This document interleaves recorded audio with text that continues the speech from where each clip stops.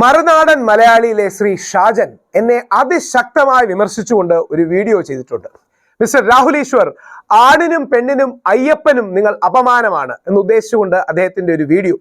അപ്പോൾ ആ വീഡിയോയ്ക്ക് ശ്രീ ഷാജനും മറുനാടൻ മലയാളിക്കും ശക്തമായൊരു മറുപടിയാണ് ഞാൻ നൽകാൻ ആഗ്രഹിക്കുന്നത്.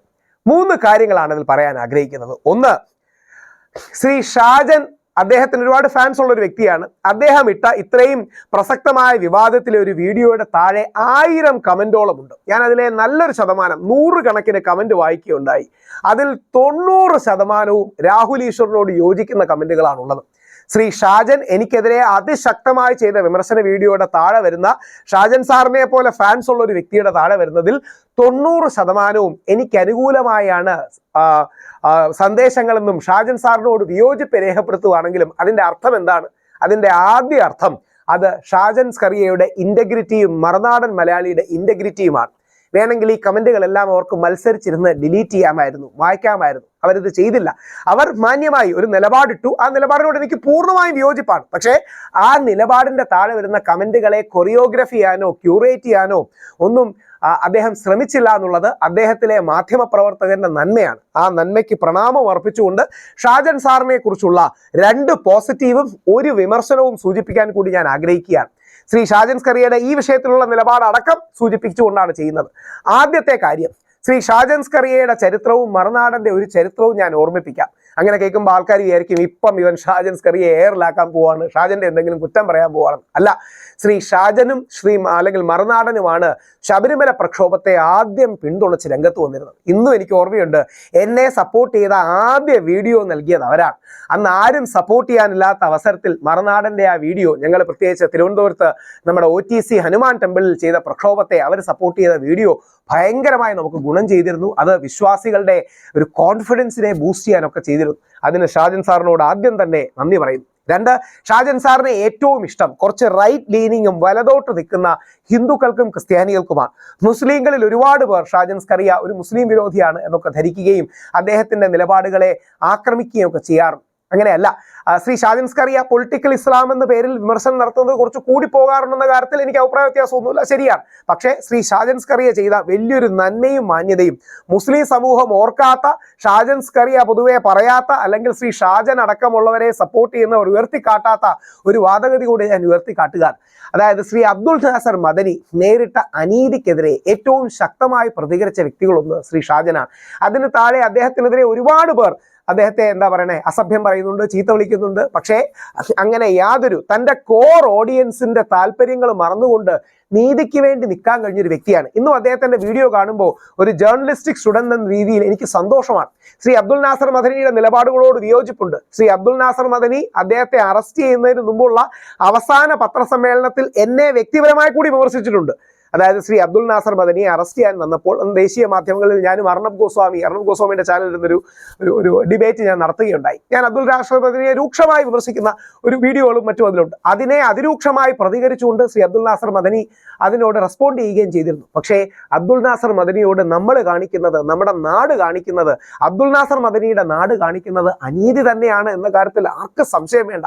വലിയൊരു അനീതിയാണ് കാണിക്കുന്നത്.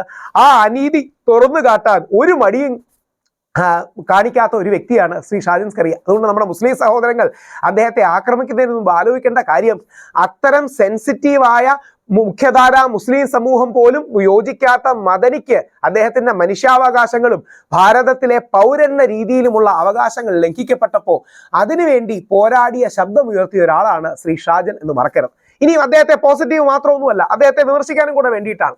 ഇന്ന് അദ്ദേഹം ഇട്ട ശ്രീ അരുൺകുമാറിന്റെ വീഡിയോ, അല്ലെങ്കിൽ മുമ്പ് എടുത്ത എന്നെ രൂക്ഷമായി വിമർശിച്ചിരുന്ന നമ്മുടെ സിദ്ദിഖ് കാപ്പന്റെ വീഡിയോ, ഇതേപോലെ സിദ്ദിഖ് കാപ്പനോടും നമ്മൾ ചെയ്തത് അനീതിയാണ്. 1.5 വർഷത്തോളമാണ് ആ മനുഷ്യൻ ജയിലിൽ കിടക്കേണ്ടി വന്നത്. എന്തിന്? ഒരു കാര്യം റിപ്പോർട്ട് ചെയ്യാൻ പോയപ്പോൾ ഇവൻ റിപ്പോർട്ട് ചെയ്യുന്നത് മോശമായി പോകും, അല്ലെങ്കിൽ റിപ്പോർട്ട് ചെയ്യാൻ പോകുന്നത് ഗൂഢാലോചനയാണെന്ന് പറഞ്ഞ് 1.5 വർഷം ഒരു മനുഷ്യനെ ജയിലിലിട്ടു.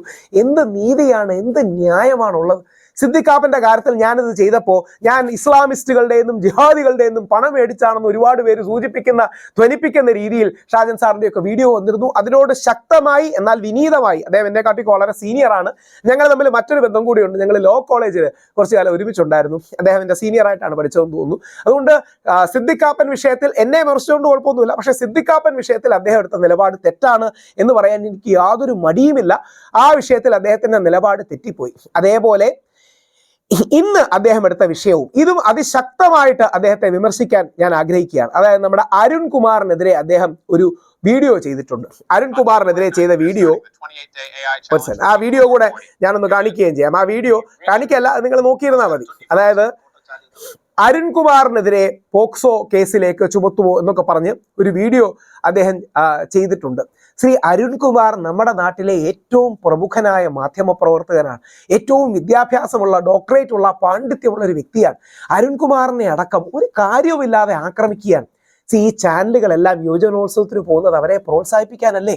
ഇത്തരം വിഷയങ്ങളിൽ അരുണിനെതിരെ അന്യായമായ കേസെടുക്കുമ്പോൾ, അരുൺ ഇനിയും പറഞ്ഞ ഏതെങ്കിലും വാക്ക് തെറ്റിപ്പോയിന്നിരിക്കട്ടെ, അരുണിനെ വിമർശിച്ച് നമ്മുടെ ബാലാവകാശ കമ്മീഷൻ ഒരു താക്കീത് കൊടുത്തുവിടാം. പക്ഷേ പോക്സോ കേസ് എന്നൊക്കെ പറയുന്നത് എന്തൊരു അനീതിയാണ്. ഇവിടെയാണ് എനിക്ക് ഷാജൻ സാറിനോടുള്ള ആദരവോടുകൂടിയുള്ള, ബഹുമാനത്തോടു കൂടിയുള്ള വിയോജിപ്പ്. ഇത്തരം വിഷയങ്ങളിൽ സാർ നന്മയോടൊപ്പം നിൽക്കണം, കൈയടിക്കുന്നവർക്ക് വേണ്ടി നിൽക്കരുത്. നമ്മുടെ നാട്ടിലെ ആൾക്കാരുടെ പ്രശ്നം ഇതാണ്, എല്ലാവരെയും ഏറിലാക്കാനാണ് താല്പര്യം. അപ്പൊ അങ്ങനെയല്ല ഷാജൻ സാർ, അങ്ങേക്കുള്ള വ്യക്തമായ മറുപടി ഇതാണ്. അങ്ങ് എനിക്ക് നേരെ പറഞ്ഞ വിമർശനങ്ങളെ ഞാൻ ആദരവോടെ കാണുന്നു. അങ്ങടക്കമുള്ള ഒരു മുതിർന്ന മാധ്യമ പ്രവർത്തകൻ പറഞ്ഞതാണ്, ഞാൻ അതിനെ ഗൗരവമായി പഠിക്കുകയും മറ്റും ചെയ്യും, സംശയമില്ല. എന്നാൽ അങ്ങ് എടുത്ത നല്ല നിലപാടുകളെ പൂർണ്ണമായി പിന്തുണയ്ക്കുന്നു, അതിനെ അഭിനന്ദിക്കുന്നു. അങ്ങക്കെതിരെയുള്ള വേട്ടയാടലിന് എതിരെ കുറെയെങ്കിലും സംസാരിക്കാൻ സാധിച്ചിട്ടുള്ള വ്യക്തിയാണ്. എന്നാൽ അരുൺകുമാർ അടക്കമെടുത്ത വിഷയങ്ങളിൽ അങ്ങൊരു പുനർചിന്തനം നടത്തണം. എന്താ പറയണേ, ഞാൻ അയ്യപ്പന പോട്ടെ, അദ്ദേഹം പല വിമർശനങ്ങൾ പറഞ്ഞു, അതിന്റെ പോസിറ്റീവ് സ്പിരിറ്റ് ഉൾക്കൊള്ളുന്നു. പക്ഷെ അങ്ങ് പബ്ലിക്കിന്റെ, നമ്മുടെ ജനതയുടെ മൂഡ് മനസ്സിലാക്കണം. ഈ വിഷയത്തിൽ അങ്ങൊരു പുനർചിന്തനത്തിന് തയ്യാറാകണം എന്ന് അദ്ദേഹത്തോട് അഭ്യർത്ഥിക്കുന്നു. ദയവായി ഈ വീഡിയോ ലൈക്ക് ചെയ്യുക, ഷെയർ ചെയ്യുക, കമന്റ് ചെയ്യുക. പോസിറ്റീവ് കമന്റ് ആകാം, നെഗറ്റീവ് കമന്റ് ആകാം, ഫീഡ്ബാക്ക് ആകാം, ഫീഡ് ഫോർവേഡ് ആകാം. നിങ്ങളുടെ എല്ലാ കമന്റ്സും ഇരുന്ന് ഞാൻ വായിക്കുകയുണ്ടാവും. അതെനിക്കൊരു ലേണിംഗ് എക്സ്പീരിയൻസ് ആണ്. നിങ്ങൾ അങ്ങനെ തരുന്ന പ്രോത്സാഹനവും ഉത്തേജനവും കൂടുതൽ സമയം വീഡിയോ ക്രിയേഷനും ലോകത്ത് ഇൻഫർമേഷനും പബ്ലിക് പോളിസിയെ കുറിച്ചുള്ള കാര്യങ്ങൾ പകരാനും റേഡിയേറ്റ് ചെയ്യാനും എനിക്ക് ഉത്തേജനം നൽകും. എല്ലാവിധ പ്രാർത്ഥനകളും നിങ്ങളുടെ ഭാഗത്തുനിന്നുണ്ടാകണം. Please like, comment, share, subscribe.